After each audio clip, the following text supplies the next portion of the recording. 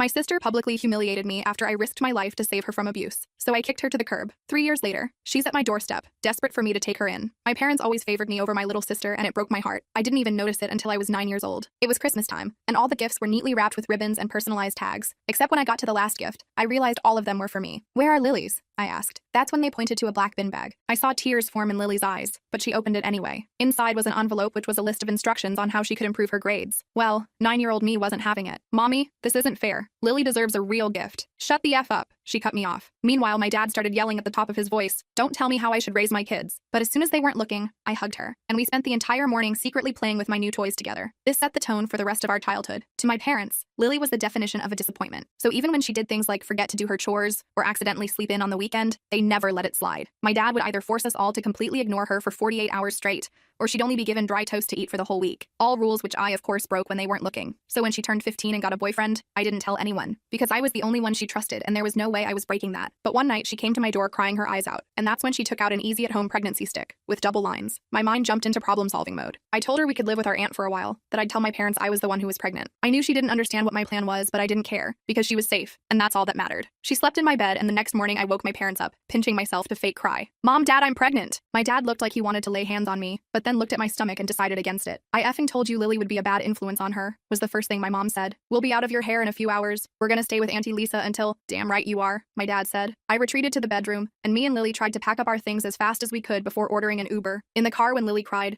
I noticed barcode marks all along her wrist. My chest tightened, but I just stayed silent, not saying anything. Unfortunately, I couldn't get her to stop crying by the time we arrived, and we were forced to tell Aunt Lisa everything. But instead of screaming at us, or telling our parents, she gave us a hug, told us she understood, that she knew our parents were crazy, and that it was only a matter of time before we turned to her for help. I smiled, and in that moment, I knew I had done good for my sister. In the next 2 weeks, Lily had a successful baby unalive, and Auntie Lisa managed to convince our parents to let us come home. That's when something I never expected to happen, happened. Lily was the new golden child. The entire wall of photos that used to feature our family was now filled with pictures of Lily that I had never even seen before. And for dinner, I was the one getting the borderline expired food no one wanted, while Lily got freshly cooked meals. Honestly, the whole thing made me smile, because all I wanted was for Lily to experience some sort of loving family, even if it was at my expense. But Lily betrayed me. Whenever they were talking about how filthy and unpure I was for getting pregnant, she'd join in. "It's weird how I'm the younger one, yet I'm the one who's more responsible," she'd say with a laugh. At first I let it slide because I thought she was just covering her tracks. But then came Thanksgiving. The entire family was over, and she clinked her water glass with a fork. I just want to thank my parents for making sure I turned out so responsible and smart, because the last thing I'd want is to end up like Laura over here, pointing to me. The entire crowd snickered, and she kept going. "I mean, I can't imagine putting your whole life on the line just because you couldn't keep your legs closed." My mom was laughing so hard the champagne nearly came out of her nose. I was about to chime in, but my dad said through gritted teeth at a volume only I could hear, "Don't even think about it." So I just gulped and stayed silent. As the house cleared out, everyone congratulated my parents on what an excellent job they did at raising Lily, as if I hadn't been the one to raise her. So I decided to play the long game. And a few days later, the doorbell finally rang. It was CPS. You see, I had made an anonymous report on everything my parents had ever done to Lily. So when it was time for my interview, I laid it all out for them. No truth was left untold. I was hoping they'd take Lily, or me, away, but instead they just left and said they'd be back for a surprise home visit. As soon as the door closed, I found out my parents had heard everything I said. What they did next is something I still get nightmares about. My dad's face was a shade of red I'd never seen before. His eyes were bulging out of his head,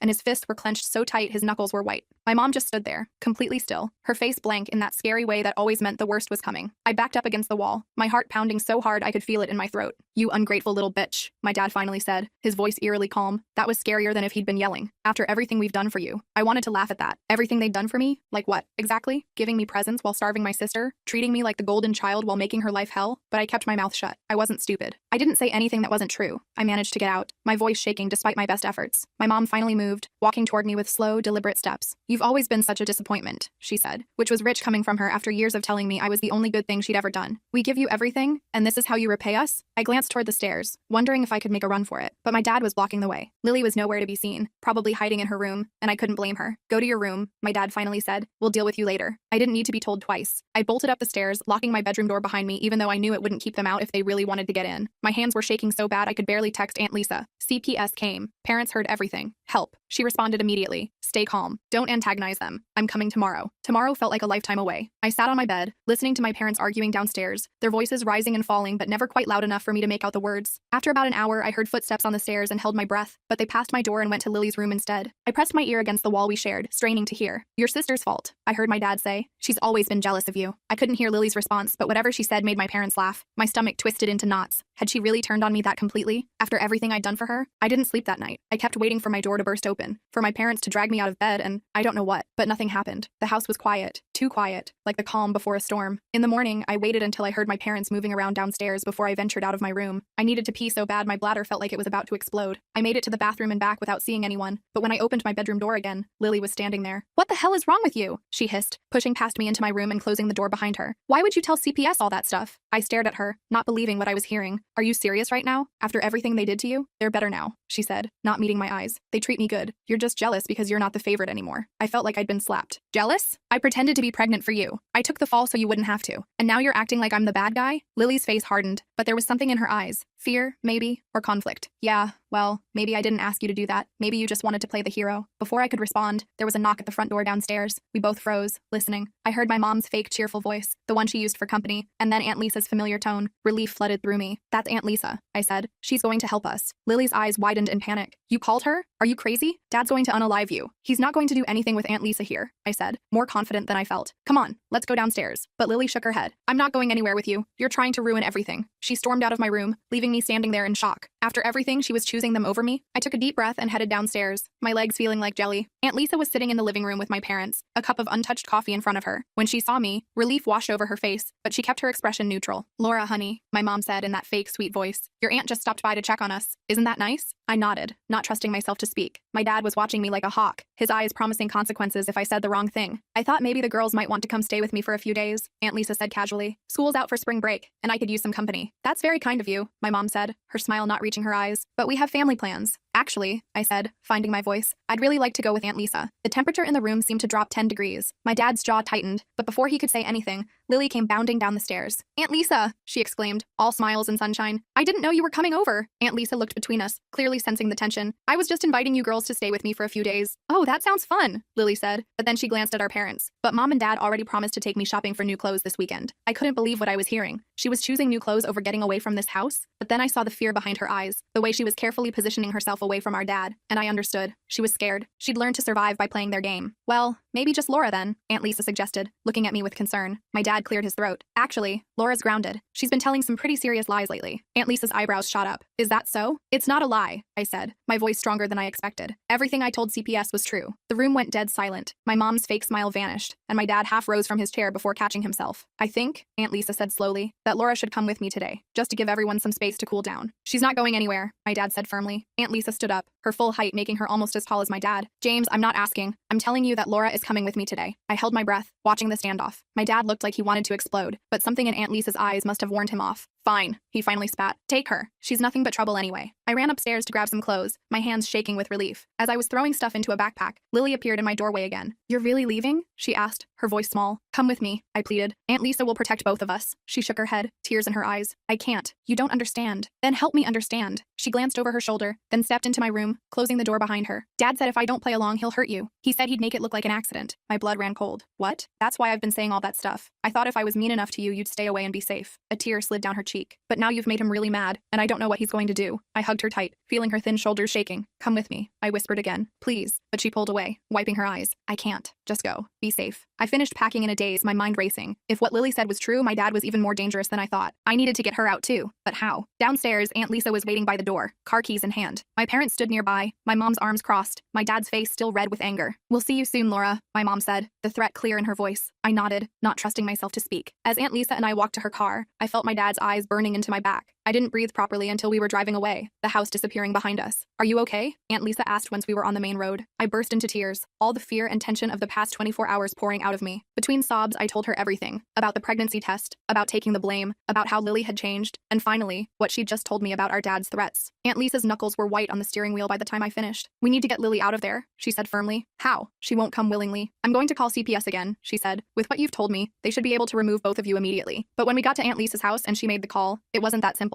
The CPS worker explained that without direct evidence of abuse, they couldn't just remove Lily, especially since she'd denied any problems during their interview. "So what? We just leave her there?" I asked, panic rising in my throat. Aunt Lisa shook her head. "We're not giving up. We just need to be smart about this." For the next few days, I stayed at Aunt Lisa's house, jumping every time the phone rang. I tried texting Lily, but her responses were short and vague. "I'm fine. Don't worry about me. Stay away for your own good." Aunt Lisa went back to my parents' house twice, ostensibly to check on things and bring some more of my stuff, but really to try to talk to Lily alone. She never managed it. My parents were always hovering, never leaving Lily alone with her. A week passed, then another. I started going to school again, taking the bus from Aunt Lisa's house. I'd see Lily in the hallways, but she'd avoid my eyes, walking quickly in the other direction if she saw me coming. It broke my heart. Then one day, about 3 weeks after I'd left home, Lily wasn't at school. I texted her, but got no response. I called the house, but no one answered. Panic clawed at my chest as I went through the rest of my classes, unable to focus on anything. After school, I took the bus to my old neighborhood instead of back to Aunt Lisa's. I had to see if Lily was okay. As I walked up our street, I noticed my dad's car was gone, but my mom's was still in the driveway. That was unusual. My mom almost never stayed home alone. I hesitated at the front door, then decided to try the back. Using my old key, I quietly let myself in through the kitchen door. The house was silent. No TV, no voices, nothing. I crept through the kitchen toward the stairs, my heart pounding. "Lily?" I called softly. "Mom?" No answer. I went upstairs, checking Lily's room first. It was empty, her bed neatly made. My old room was untouched, like a museum to my former life. My parents' room door was closed. I hesitated, then slowly turned the knob. My mom was lying on the bed, staring at the ceiling, an empty med bottle on the nightstand beside her. For one horrible moment, I thought she was dead, but then she blinked slowly, turning her head to look at me. "Laura?" she slurred, her eyes unfocused. "What are you doing here?" "Where's Lily?" I demanded, fear making my voice sharp. "Gone," my mom mumbled. "With your father. He said they needed time alone." Ice flooded my veins. "Where did they go? When are they coming back?" "Dunno," she said, her eyes drifting closed again. "Cabin, maybe. Your father's so angry these days." The cabin. My dad's hunting cabin up in the mountains, about 2 hours away. We'd gone there a few times when I was younger, before Lily was born. It was isolated, miles from the nearest neighbor. I backed out of the room, pulling out my phone to call Aunt Lisa. No signal. Of course, my parents' bedroom was always a dead zone. I ran downstairs to use the landline, but the cord had been ripped out of the wall. Panic rising, I ran back outside and down the street until my phone showed bars again. I called Aunt Lisa, my words tumbling out in a rush. "Slow down," she said. "You're at your parents' house? Is Lily there?" "No, she's with Dad at the cabin. Mom's here, but she's all drugged up on something. I think Dad's going to hurt Lily." "I'm calling the police," Aunt Lisa said firmly. "Stay where you are. I'm coming to get you." "There's no time," I said. "The cabin's 2 hours away. I'm going to take Mom's car." "Laura, no. You don't even have a license." But I'd already made up my mind. I hung up and ran back to the house, grabbing my mom's purse from the kitchen counter and fishing out her car keys. I'd driven a few times with my dad, and once with Aunt Lisa. I could do this. The drive was terrifying. I white-knuckled it the whole way,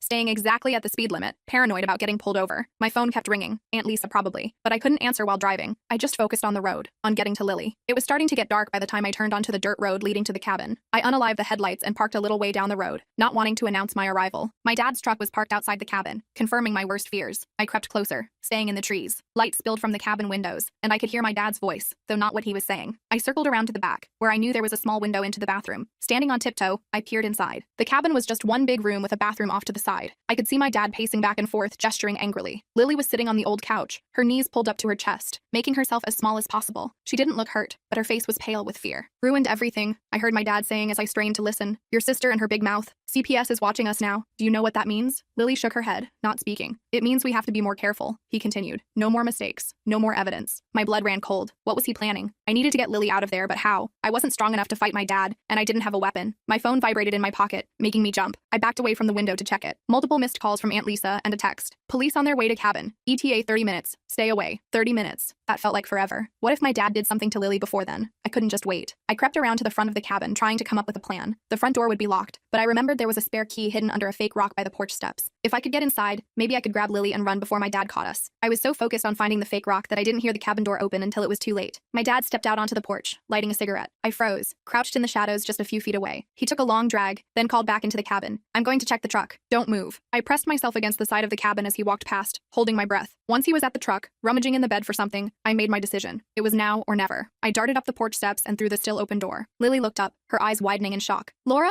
what are you—" "Shh," I hissed, grabbing her arm. "We have to go now." She hesitated for just a second, then nodded, standing up. We ran for the back door, but just as we reached it, we heard my dad's footsteps on the porch. "Hide," Lily whispered, pushing me toward the bathroom. I ducked inside just as the front door opened. Through the crack in the door, I watched as my dad came back in, a coil of rope in his hands. "Where do you think you're going?" he asked Lily, his voice dangerously soft. "Nowhere," she said quickly. "I just needed to stretch my legs." He looked at her for a long moment, then nodded, seemingly satisfied. "Sit down. We need to talk about what happens next." Lily sat back on the couch, her eyes flicking briefly toward the bathroom where I was hiding. My dad set the rope down on the table and sat across from her. "You know I love you, right?" he said, his voice suddenly gentle. "Everything I've done has been to make you stronger." Lily nodded mechanically, her face blank. I recognized that look. It was the same one she'd worn for years at home, a mask to hide her true feelings. "But your sister doesn't understand that," he continued. "She thinks I'm the bad guy. She's turned everyone against us." "What are we going to do?" Lily asked, her her voice small. My dad leaned forward, taking her hands in his. We're going to start fresh, just you and me, somewhere new, where no one knows us. My heart raced. He was planning to take Lily away, to disappear with her. I couldn't let that happen. I looked around the bathroom for something, anything I could use as a weapon. There was nothing but towels and toilet paper. Then I spotted my dad's hunting rifle, propped in the corner of the main room, just visible through the crack in the door, if I could get to it. But no, that was crazy. I'd never fired a G in my life, but maybe I didn't need to. Maybe just pointing it at him would be enough to scare him into letting us go. I heard sirens in the distance, faint but getting louder. My dad heard them too, his head snapping up. What the hell? He muttered, going to the window. Did you call someone? He demanded, turning back to Lily. No, she said, genuine fear in her voice. I swear. He stared at her for a moment, then his eyes drifted to the bathroom door. Is someone else here? Before Lily could answer, he strode toward the bathroom. I backed up against the shower, looking desperately for a way out, but there was nowhere to go. The door flew open, and there was my dad, his face contorted with rage. You! He spat, grabbing my arm and dragging me out. I should have known. Dad, stop! Lily cried, jumping up from the couch.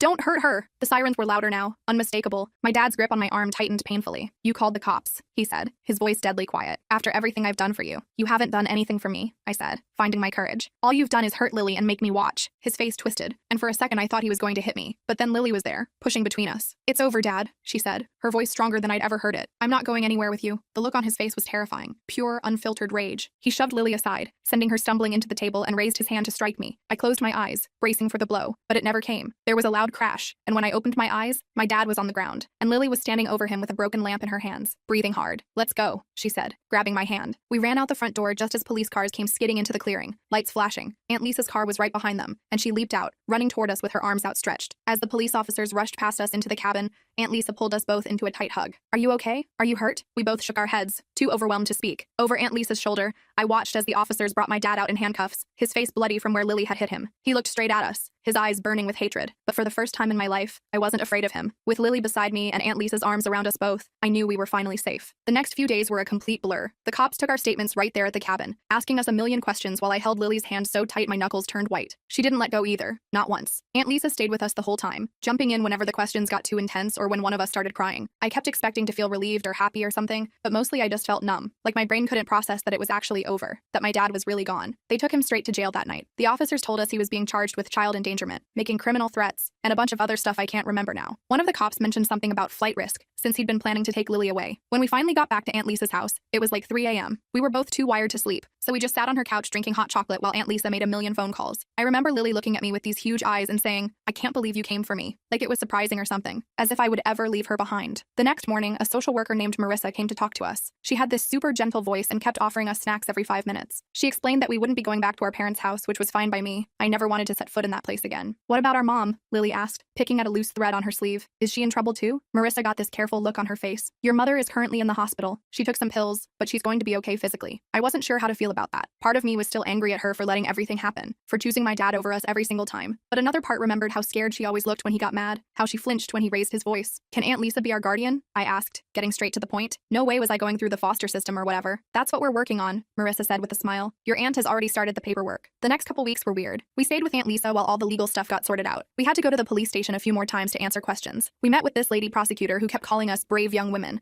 and promising my dad would pay for what he did. My mom got out of the hospital after a week. She called Aunt Lisa's house a bunch of times, but I refused to talk to her. Lily did though. She'd take the phone into the guest room and close the door, and I'd hear her voice rising and falling but couldn't make out the words. She never told me what they talked about, and I didn't ask. School was the worst. Everyone knew something had happened, but no one knew exactly what. There were all these rumors flying around. Some people said my dad had tried to cull us. Others said Lily and I had made everything up for attention. A few girls who used to be my friends stopped talking to me completely, like my family drama might be contagious or something. But then this weird thing happened. People I barely knew started being super nice to me. This girl named Tanya, who I'd maybe spoken to twice before, started saving me a seat at lunch. The school counselor, Mr. Reeves, gave me a pass that let me skip class whenever I needed a break. My English teacher stopped calling on me when my hand wasn't raised. One day after gym, I found Lily crying in the bathroom. Some girls had been whispering about her, saying she was making it all up. I got so mad I wanted to punch something. They don't know anything, I told her, handing her some paper towels. They weren't there. She wiped her eyes and gave me this little smile. I know, it just sucks. Yeah, I agreed. It really does. The court stuff dragged on forever. My dad kept changing lawyers and trying to get the charges dropped. My mom hired her own lawyer and filed for divorce, which was probably the only smart thing she'd ever done. Aunt Lisa got temporary guardianship of us both, which became permanent after a few months when my mom signed away her rights. I still remember the day we found out my dad was taking a plea deal. Aunt Lisa got the call while we were eating dinner. She stepped into the kitchen to talk, but we could still hear her. 10 years? That's it? She was saying, her voice tight with anger. After everything he did? When she came back to the table, she tried to act normal, but I could tell something was wrong. What is it? I asked, She sighed, putting her fork down. Your father accepted a plea deal. He'll serve 10 years, with possibility of parole after 7. Lily's face went white. 7 years? That's not long enough. I know, sweetie, Aunt Lisa said, reaching for her hand. But the prosecutor said this way you girls won't have to testify in court, and he'll have a permanent record. He'll never be allowed near children again. I didn't know how to feel. Part of me wanted him locked up forever, but another part was relieved we wouldn't have to sit in a courtroom and tell a bunch of strangers all the horrible things he'd done. What about Mom? I asked. She's agreed to supervised visitation, if you girls want that, Aunt Lisa said carefully. But it's completely up to you. Lily looked at me, and I could tell she wanted to say yes. I shrugged. You can if you want. I'm not ready. Life at Aunt Lisa's house was so different from what we were used to. She had actual rules that made sense, like doing your homework before watching TV or texting if you were going to be late. But she never screamed or threatened us or made us feel like we were worthless. She hung our artwork on the fridge and asked about our day, and remembered the names of our friends. The first time I got a B on a math test, I had a full-on panic attack. I was convinced she was going to freak out, maybe even send me back to my parents. Instead, she just asked if I needed help studying for the next one. When I admitted I was struggling with algebra, she hired a tutor. Just like that. No drama, no punishment, no making me feel like I was stupid. Lily started seeing a therapist named Dr. Chen twice a week. After a month, I decided to go too. It was weird at first, talking to a stranger about all the messed up stuff in my head, but it actually helped. Dr. Chen never made me feel crazy for being angry or sad or confused. She just listened and asked questions that made me think. One day, about 6 months after everything went down, Lily came into my room and flopped on my bed. I saw Mom today, she said, staring at the ceiling. I looked up from my homework. How was it? She shrugged. Weird. She cried a lot. Said she was sorry. Do you believe her? I asked. Lily was quiet for a long time. I don't know. Maybe. She seems different without Dad around. Less scared. I nodded, not knowing what to say. I still wasn't ready to see our mom. Wasn't sure if I'd ever be ready. But I was glad Lily had the chance to make her own decision about it. You know what's funny? Lily said suddenly. I used to be so jealous of you. All those years when they treated you like the golden child and me like garbage. I used to lie in bed at night wishing I could be you. I put my pencil down, surprised. Really? I always felt guilty about it. Like it was somehow my fault they liked me better. She turned to look at me. It wasn't your fault. None of it was. You were the only good thing in that house. I felt my eyes getting hot with tears. You were the reason I stayed as long as I did. I couldn't leave you there alone. She reached over and squeezed my hand. I know. Thank you for that. We didn't say anything else. We didn't need to. A year after moving in with Aunt Lisa, we officially changed our last name to hers. It was Lily's idea, and I was on board immediately. I didn't want anything connecting me to my dad anymore. The day the paperwork came through, Aunt Lisa took us out for ice cream to celebrate, and we took a bunch of silly selfies with our new IDs. That night, I had a nightmare about my dad. In the dream, he was out of jail somehow and standing at the foot of my bed. I woke up gasping, my heart racing. Without thinking, I went to Lily's room. She was awake too, sitting up in bed with her reading light on. Bad dream? She asked, scooting over to make room for me. I nodded, climbing in beside her. You too? Yeah, Dr. Chen says they might never go away completely, but they'll get less frequent. Great, I muttered. She laughed a little. I know, right? But hey, at least we're not alone. And that was the thing. Through all the court dates and therapy sessions and nightmares and panic attacks, we had each other. We always had. Last week was my high school graduation.